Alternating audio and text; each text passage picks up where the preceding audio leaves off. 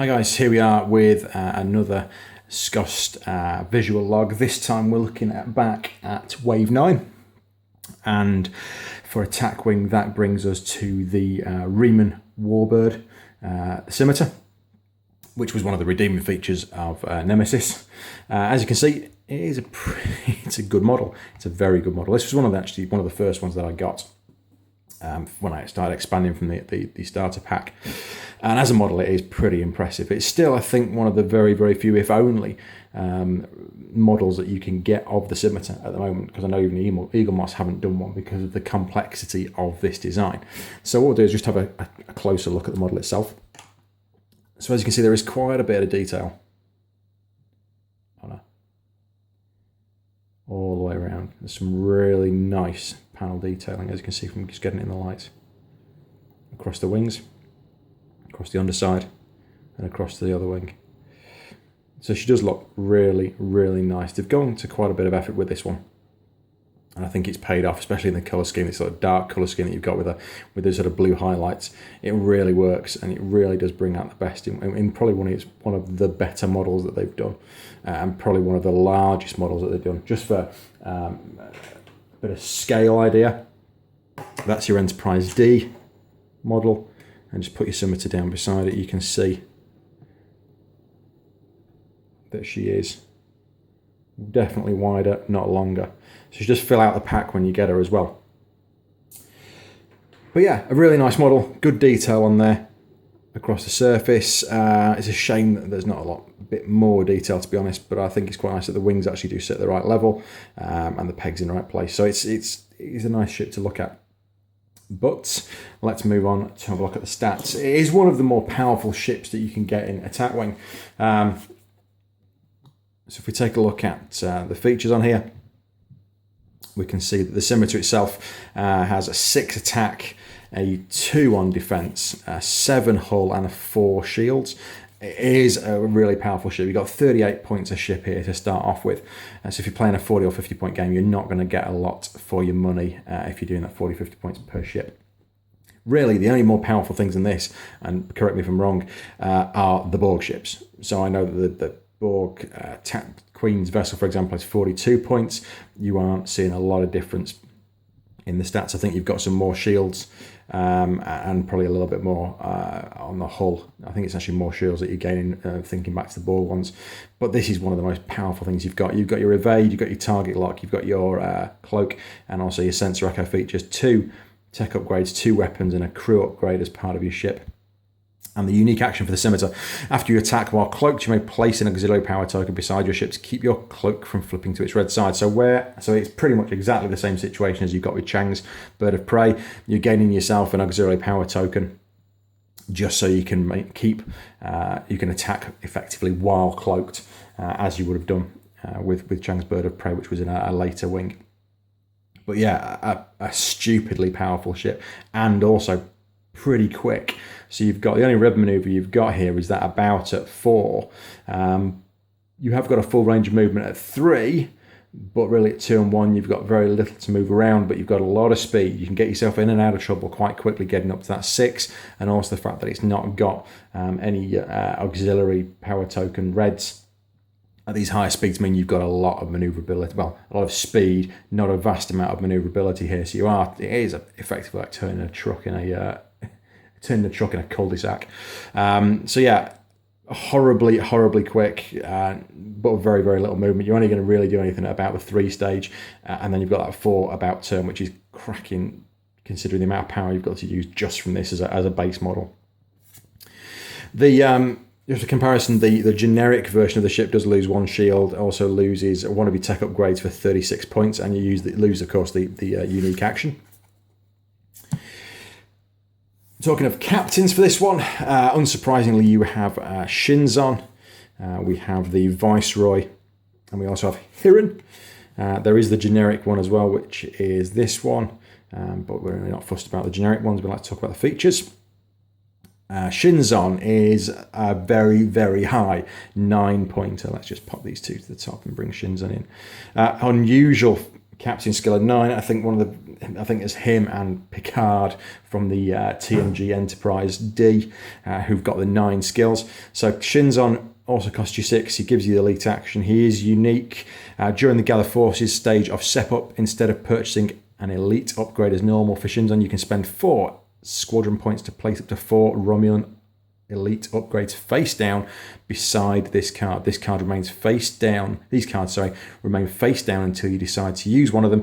When you do so, select the one you want to use, turn it face down up for the rest of the game, then discard the other 3.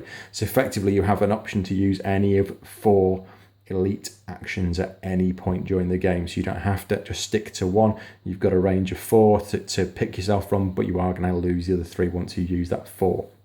As we'll see, there are 3 elite upgrades that you get with this pack, which are pretty good, and so you probably use those, but I'm sure there are other ones within the game that you've become favorited with already that you would prefer to use as part of this one. But Shinzon is a stupidly brilliant upgrade. You're not limiting yourself on any points that you have to use for this. But it's that using 4 SP to effectively you could get an elite action that's worth 6 or whatever, or 5, and stick it under this, just so you can have 4 upgrades, and there is no limit on the points that you can use for those. So really good, really powerful card. And he's a 9, which means you're going to get, might move last, but you are going to get that first chance to attack. The Viceroy, at the start of the game, place 2 mission tokens on this card. During the planning phase, after all other ships have chosen their maneuvers, you may discard one of the mission tokens from this card to target a ship at range 1. Look at that ship's maneuver dial and then select your maneuver. The target ship cannot change its chosen maneuver after you look at it. So you've got effectively 2 chances to change where you want to go. It's kind of playing on the Viceroy's telepathic abilities that we saw in Nemesis, that you can effectively work out what your opposition is going to do, and then change your maneuver dependent on another ship. So it's a really nice little thing that you can do it twice. Some cards will only allow you to do that once. If you're looking at things like Law, which will let you change somebody else's move once, there are a couple of other moves as well where you can look at just for once and find out what a ship's doing.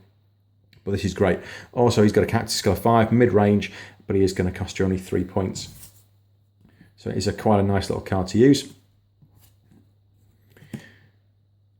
The other option you've got in there is Hiran. He is actually also your option as an admiral. For those of you in the UK, you'll remember this guy. Hiran was actually the Jim Robinson in Neighbours for several years, because it's Alan Dale who played Hiran.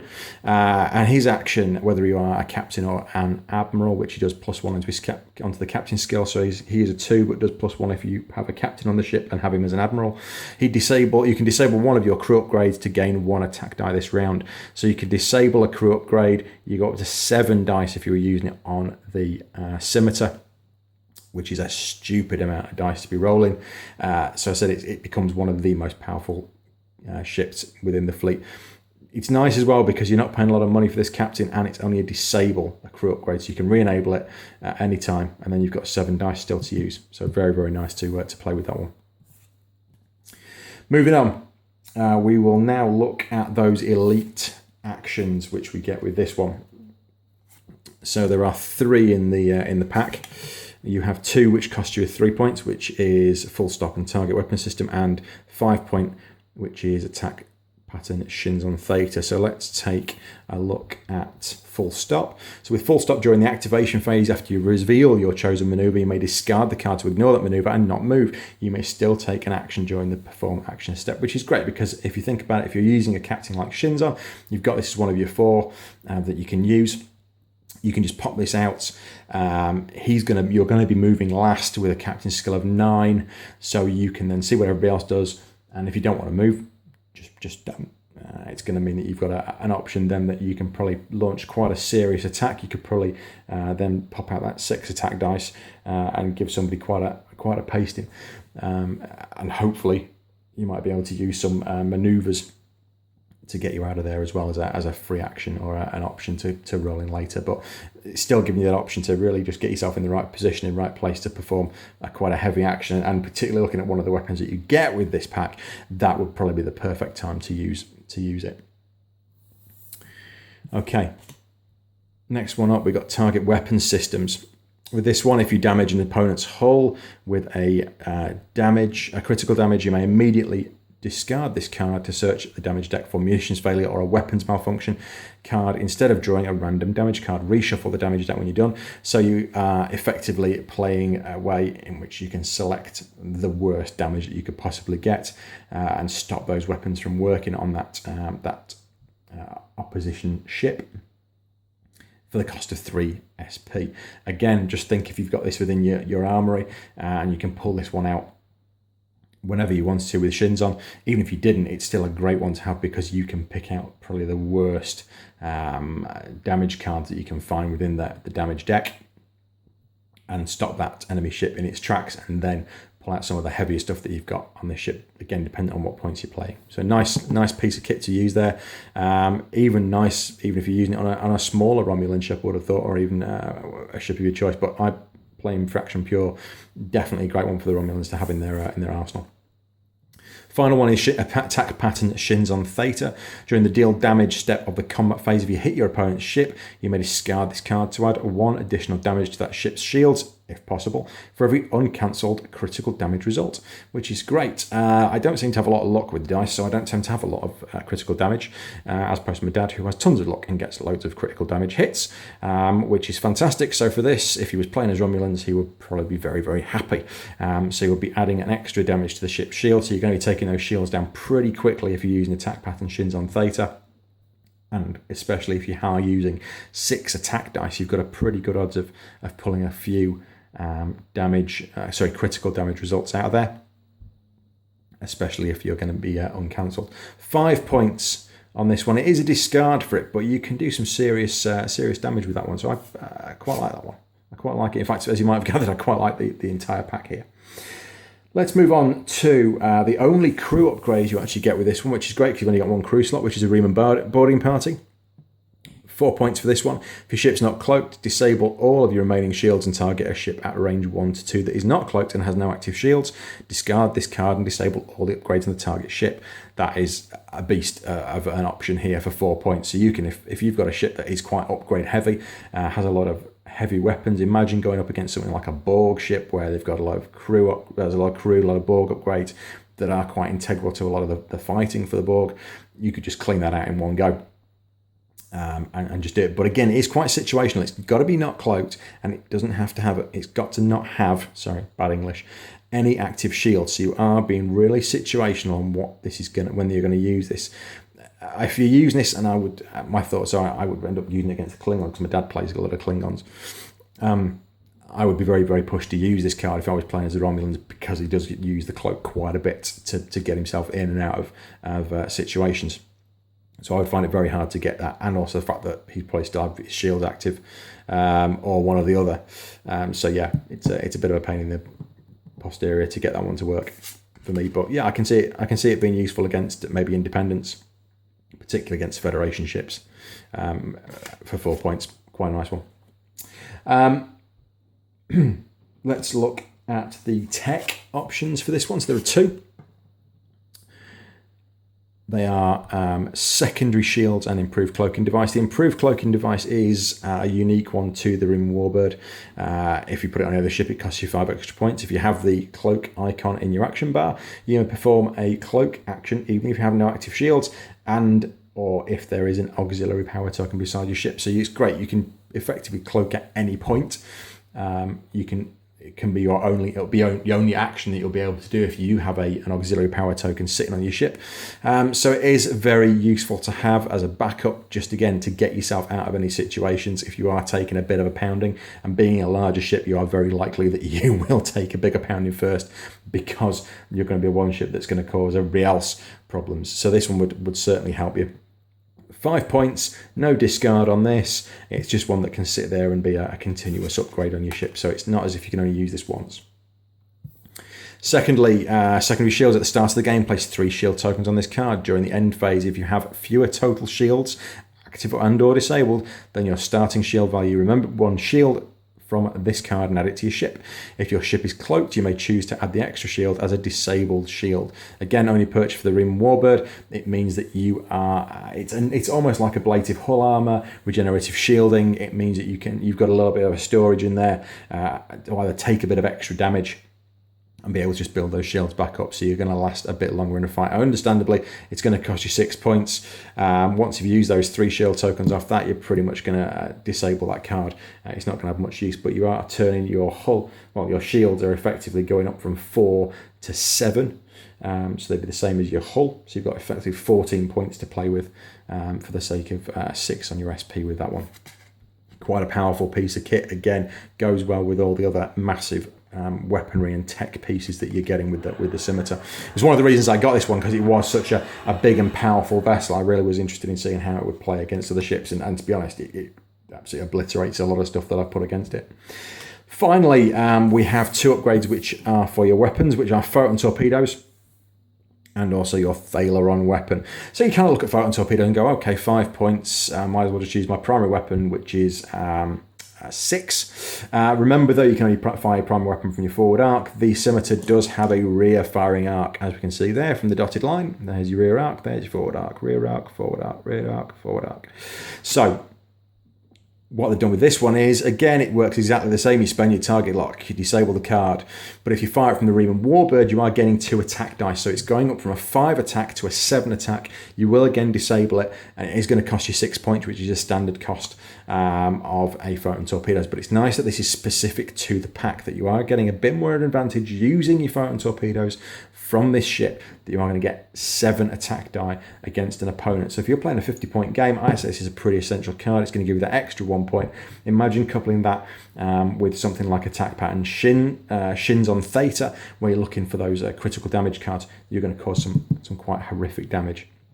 However, if we are talking about serious damage levels, there is only 1 card in this pack that you need to really worry about, and I've faced it a few times, and it is the Thaleron weapon, the piece of equipment that was from the movie itself, and was what Picard and Data were trying to destroy. It kicks in with 10 attack die on a range of 2 to 3. It is going to cost you 10 squadron points, unsurprisingly, because of the power of this thing. So this is kind of equivalent in power to most transphasic torpedoes that we see on Voyager. It is a discard for 10 points to perform this attack. Instead of inflicting normal damage for each uncancelled damage or critical result, discard the captain card or 1 crew upgrade of your opponent's choice on the target ship. So that's your Federation opponent, Klingon opponent, whoever you're playing against. If the captain and all of the crew upgrades on the target ship are destroyed, any additional uncancelled damage or critical results damage the ship as normal, so you get a maximum of 5 damage to the ship. The upgrade may only be purchased for a Riemann Warbird. It is just a piece of obliteration. You're effectively taking the captain skill down to a 0 because there's going to be no captain. You're taking all of the crew upgrades. Imagine this against a Federation ship which is crew heavy. It would absolutely wipe it out. You would have just nothing left, maybe photon torpedoes, and that would probably be about it. Just a stupid amount of damage that you're going to get. So you're going to end up with a maximum of 5 damage as well, which will just go straight onto the ship as uncancelled damage or critical results. Plus, you're going to be taking the crew down depending on how many damage or critically you've got out of use those 10 dice to begin with. So just a silly amount of stuff you're going to do with this one. It is a crazy cost of 10, but you know what, I have had it used against me, and it pretty much wiped out a ship in, I think it was 2 goes. So I had this plus a couple of other weapons that went up against me, and I was all over in 2 goes with 1 ship. The mission that you get with this one is the Bassin Rift, which is very similar to the one you get with the Vrax Warbird as well, which I reviewed a couple of months ago. So it is a 4-carder, and basically it is putting you up against it's the Riemann Warbird, which is here. There you go. 70 squadron points, including 1 and only 1 Riemann Warbird, which is Romulan ship. Standard 2-player game, you got 60 squadron points here, which is 1 and only 1 Federation ship, and 1 and only 1 Romulan ship, which cannot be a Riemann Warbird. So if you're playing this nicely, yeah, you could use the Vrax for this one, and it's effectively it's a last man standing. You win if you destroy the Allied ships, you win if you destroy the Romulan ships. It is pretty much a one-on-one battle. Having a Vrax and the Enterprise E, I would actually play them against it. I don't see them standing much of a chance, but I'm really tempted. I want to. This is one of the few I haven't really played through, but I'm very tempted to kind of play this one very soon because I just see this as being a really interesting piece, especially when you've only got 60 squadron points on 2 ships, and I think the Enterprise E is 32 points straight off, so you would be looking at using them without any upgrades, whereas the Scimitar would be having, you've got 32 points of upgrades that you're still going to be able to use on the ship straight away. So you're going to stick that Thaler and weapon on there just for the hell of it, I would think. So there you go. That is the Scimitar. It is a very, very powerful piece of kit to be running with. Let's just bring her back in now, just so you can have a final look at the model, which, as we said, is one of the best in the pack. Just pop the shins on pieces on there as well. So there you go, ladies and gentlemen, the Scimitar from Wave 9. Next time we're probably going to be looking back at some of the earlier stuff, and we've got Wave 19 coming as well. So I hope you enjoyed this one. Give us a thumbs up if you have, and we will see you very, very soon.